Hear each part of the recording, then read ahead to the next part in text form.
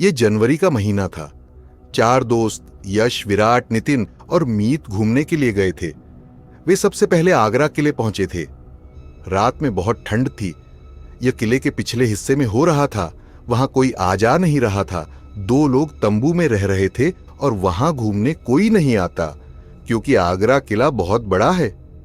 यश अपने दोस्तों के साथ बैठा था। ठंड काफी थी, इसलिए उन्होंने आग जलाई, लेकिन वे डर रहे थे कि कहीं कोई उन्हें परेशान करने न आ जाए। रात के करीब 2 बजे थे, तो वहां किसी के आने की संभावना नहीं थी। चारों दोस्तों ने आग जलाई और आपस में बातें करने लगे कि यह जगह कितनी अद्भुत है।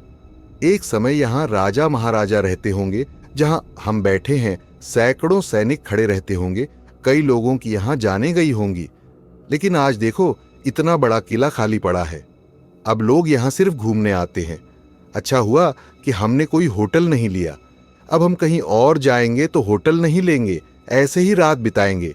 अब यश ने एक योजना बनाई कि हर बार हम में से कोई एक सच्ची डरावनी कहानी सुनाएगा। यश से कहा गया कि वह पहली कहानी सुनाए। यश ने अपनी कहानी शुरू की। विराट, तुम जानते हो कि मैं तुम्हारे साथ हुई घटना ही बताने जा रहा हूं। जब भी मैं इसे याद करता हूं, मुझे रोंगटे खड़े हो जाते हैं। यह कहानी रात 1 बजे की है। मैं हाईवे पर अपनी स्कूटी चला रहा था। दूर दूर तक कोई नहीं था, बस सन्नाटा और हवा की डरावनी आवाजें सुनाई दे रही थीं। मैं जल्दी से स्कूटी चला रहा था, तभी अचानक एक बूढ़ा आदमी मेरे सामने आ गया। मैंने अचानक ब्रेक लगाए और स्कूटी रुक गई। उसका चेहरा डरावना था। मैंने जोर से कहा, अरे बाबा, सारा रास्ता खाली है, तुम मेरे सामने ही आना था। बाबा ने अजीब तरीके से जवाब दिया, तुम्हें चोट लग चुकी है, अगर ऐसे चलते रहे तो और चोट लगेगी। मैं थोड़ा चौंका, लेकिन फिर बाबा ने कहा, बेटा यहां आओ, मैं तुम्हें सब कुछ बताऊंगा। बाबा ने मुझे अपनी झोपड़ी में बुलाया। मैं वहां बैठा और उन्होंने मुझे एक डरावनी कहानी सुनाई।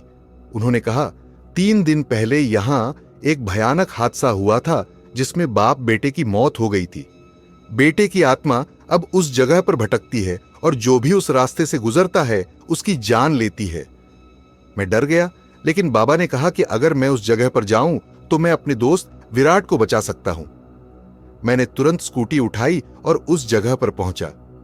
वहां भयानक आत्माएं विराट को घेर रही थीं।